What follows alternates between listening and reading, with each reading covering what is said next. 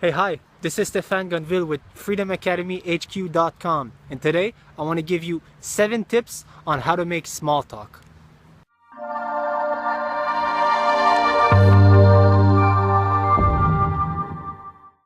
Okay, so in case you don't know who I am, I'm Stefan Gonville. I have this website called freedomacademyhq.com where I help people overcome their shyness and their social anxiety.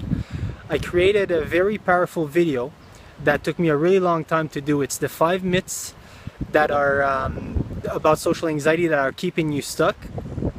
And you can go download it by clicking that button right there. Also, if you haven't done already, make sure to click the subscribe button. So, most people see small talk as something that is a skill to learn, something that you add on to your personality or something that you can improve. But I think that's a mistake to see it like that. I don't think it's the right way to see it. I firmly think that you have all the social skills that you need already. You have all the social skills you need to be able to form the relationships you want, make the friends you want, and you have enough material, life experience, to have conversations with people that can last for hours and hours. I really think that, okay? The problem is not that you don't know what to say. The problem is that you don't know how to let what you have to say come out, okay? So what you need is not an extra skill. What you need is to stop blocking yourself. You need to learn how to stop blocking yourself from saying the stuff that you could say, okay? So just think about this example right here.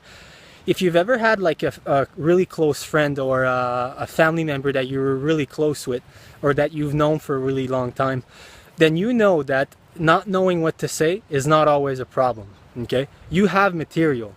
The problem is when you're stuck in your mind and you don't let yourself say that type of stuff. So for the majority of people, learning small talk is not a skill that they need to sharpen, okay? What you need to work on is actually your ability to let yourself be free, kind of. It's to let that part of yourself run freely, okay? But that's what we're going to explore in this video. But before we get to the tips, there's something that's really crucial that I want you to understand. And that's the reason why small talk is difficult for you. I used to hate the fact that other people could express themselves much more freely, confidently, and comfortably than I could. And I always wanted to know what was their secret, how I could do that myself, how I could be that kind of free-flowing person that can express himself without even having second thoughts of it. So after doing some research and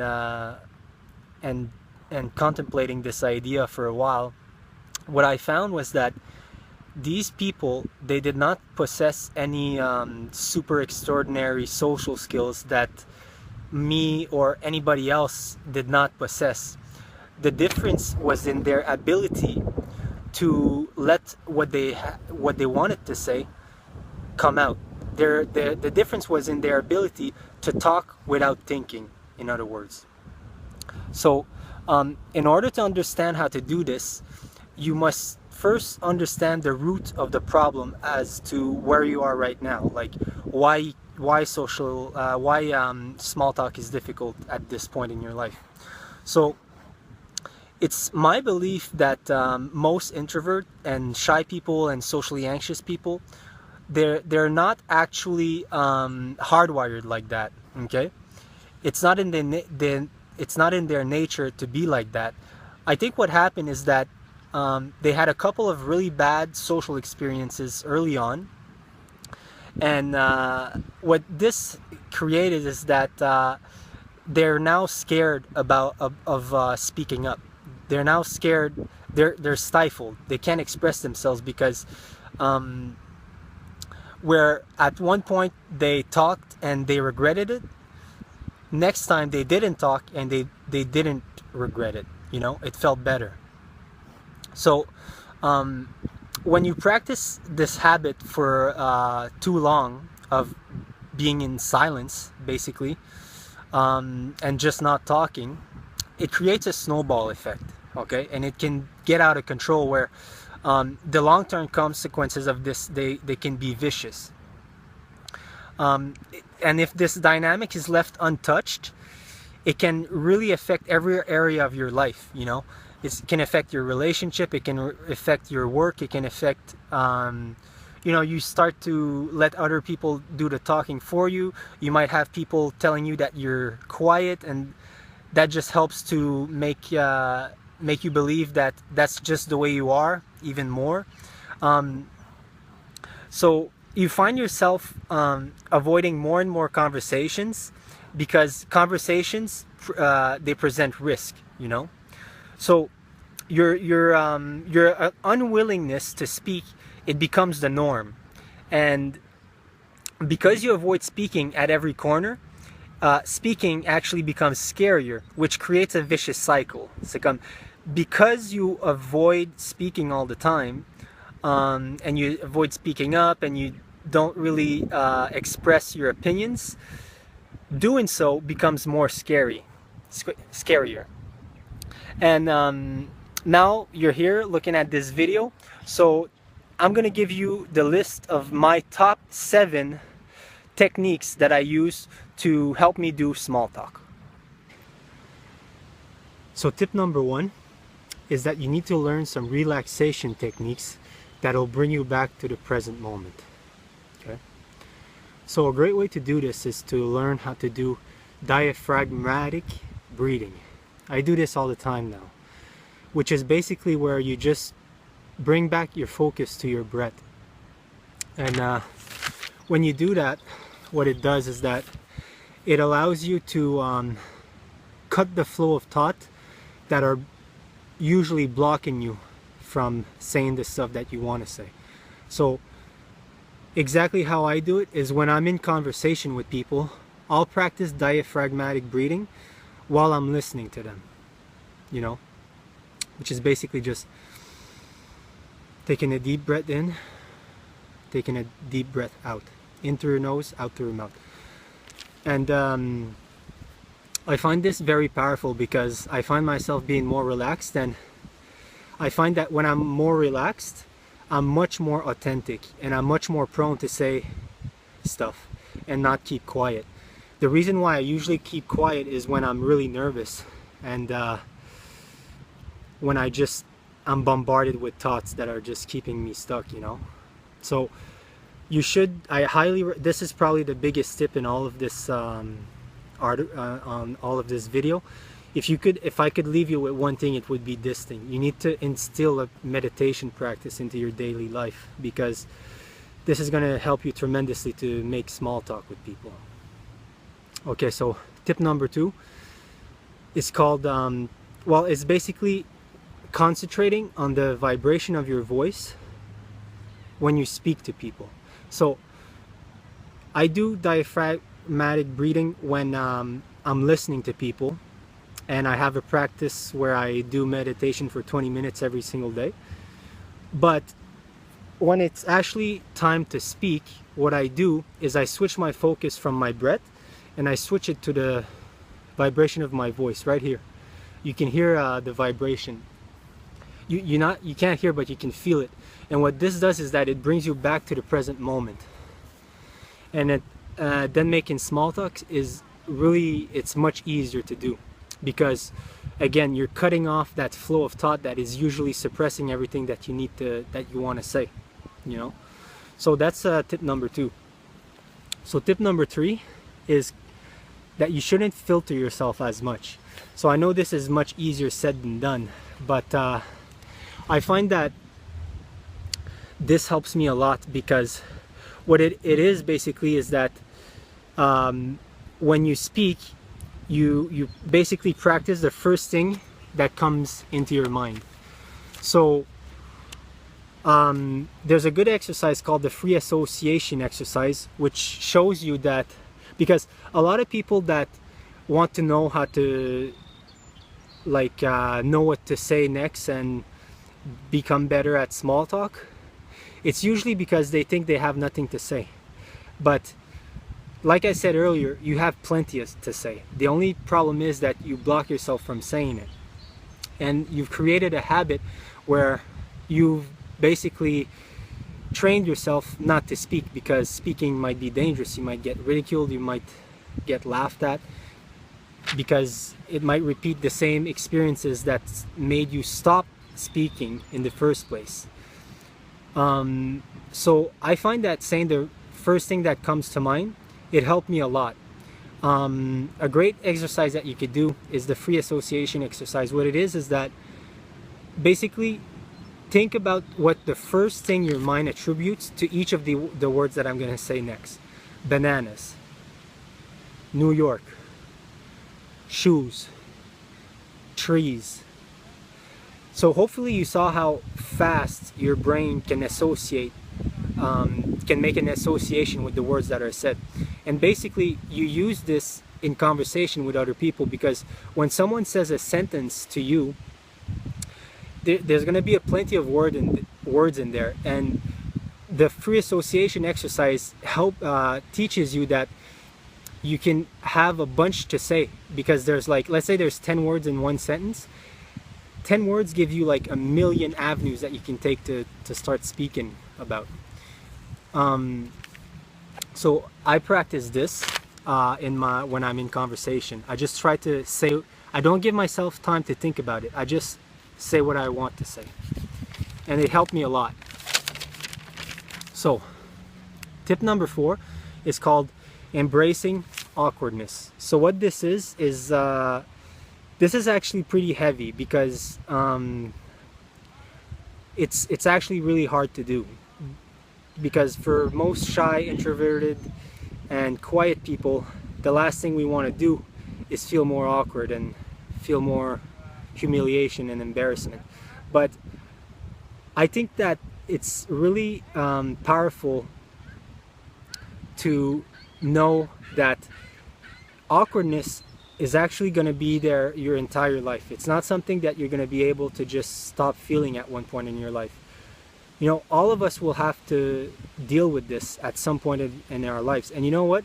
Even people that don't consider themselves to be shy or socially anxious, they still feel that, okay? This is part of like being human. So that's why I think it's important that we need to learn how to deal with feelings of awkwardness when they do come, instead of trying to suppress them and keep them from happening, you know? So it's better to learn ways to deal with it after the fact. You know, when it shows up, you're gonna grow a lot more like that, instead of trying to escape it all the time. Because if you try to escape it all the time, it becomes scarier, because what we try to suppress and escape becomes scarier every time. So it's no wonder that maybe you're at a point right now where you speak very, very, very little, and it might seem for you that you're going even in a backward spiral kind of. It's because you've been avoiding awkwardness so much that it became a big deal like this. So for me at Freedom Academy HQ, we see awkwardness as something that we kind of need to confront. We're not going to run away from this. We kind of need to confront our fears. It's not that we're trying to get rid of it by confronting our fears. It's that we're trying to get to a point where we don't care if it comes up or not. It's going to come up our entire lives, but we try to get to ourselves to a point where even if it does come up, we don't give a damn. Okay, we expect it to come up, because as you're going to grow your life, and as you're going to go through the motions of trying to get what you want out of life and make the friends you want, have the relationships, you can be damn sure that awkwardness is going to be there at a lot of the corners. So it's way better to stop trying to feel it, and instead just try to deal with it when it comes up. So I've got some videos on my website where I teach you how to deal with awkwardness, but they're longer videos, I can't get into this. So let's just go to tip number 5, which is always train yourself to say a little bit more each and every time that you're in conversation. So if someone usually tells you, like just as an example, hey, how you doing? How are you going? How you doing? And you usually just say, "Oh, I'm good." You know, just quick little responses, which I don't doubt that we do because I used to do that all the time. What I train myself now is to just say a little bit more each and every time. A good training exercise that you could do, or just get into the practice of doing, is basically add 1 to 3 sentences each and every time that you need to talk. So let's say someone asks you, "Hey, how you doing?" You just say, instead of just saying, "Oh, I'm good. How about you?" You say, "Oh, I'm good. I just I went on a little bike ride today, and really nice weather out, and I just can't wait to do it again. You know, how about you? How are you doing?" You know, just add little sentences like that. You go order a coffee, add a little question in there. You got to train yourself to speak a little bit more each and every time. Okay, so you can start small with this, obviously, but the point is that with all these years that you've been practicing being quiet, you've basically mastered the habit of being quiet. We need to kind of push ourselves out of our comfort zone in order to break that boundary and become more talkative. Okay, so it's not that we're forcing ourselves to become more talkative, which that we're not. It's not that you're not talkative. The problem is that you're afraid to talk. You know, so we kind of have to desensitize ourselves to talking, and this exercise is just adding 1 or 2 sentences to the stuff you would normally say is a great way to do that. Tip number 6 is to practice talking forever in front of the mirror. So I've done this a couple times, and yes, it's kind of weird, I gotta agree. Okay, you're gonna basically, but it's something you can do on your own, so don't worry about it. Basically, you go in your house or wherever you are, you go in front of the mirror and you practice just talking for about 1 minute straight, just having to talk, just not thinking about what you're saying, just looking into the camera like I am doing. Well, you're actually going to be looking in the mirror, but I'm just showing you what it's going to sound like. You can't give yourself a break, because if you give yourself a break, you didn't do the exercise correctly. So you're just going to continue speaking like that. I don't know what to say anymore, but you're just going to speak like this, and you're just going to train yourself to continuously have something to say without even thinking about it. You're basically just thinking about what your brain is saying. So it's going to kind of sound like that, and I know it's very weird, okay, but doing this actually trained me a lot, because when I'm in conversations now, I kind of have always something to say. And it's not necessarily that you train yourself to find good ideas to talk about. No. What it is that it trains yourself to say what your mind is speaking, whereas usually you'd be suppressing those ideas. Now, with a little bit of training under your belt, you're going to be much more prone to actually say the stuff that you want to say. Okay, so tip number 7 is called expression over impression. Okay, expression over impression. So what that is that, you know, when you're in conversation, I know I used to do this a lot, and I still do this to some point, but I got much better at it. Basically, when you're in conversation and you're talking to someone, have you ever found yourself, maybe you weren't aware of this, but have you ever found yourself looking at the other person as a gauge to see if what you're saying is good enough? I used to do this all the time, and you know, I'd always be gauging what the person is doing and how they're reacting to what I'm saying, and that would that would change basically what I was saying. It would change my reaction to them. But what I've started doing is just stop gauging people and their reaction to me, and instead just focused on saying my ideas, on just expressing myself, and this helped a lot. Okay, so those are my 7 tips. If you haven't done so already, don't forget to go download that video, which is really powerful. It like slashed my anxiety in half, and I think it can do the same for you. Also, don't forget to subscribe to my channel, and I'll make some more videos just like this one. Peace.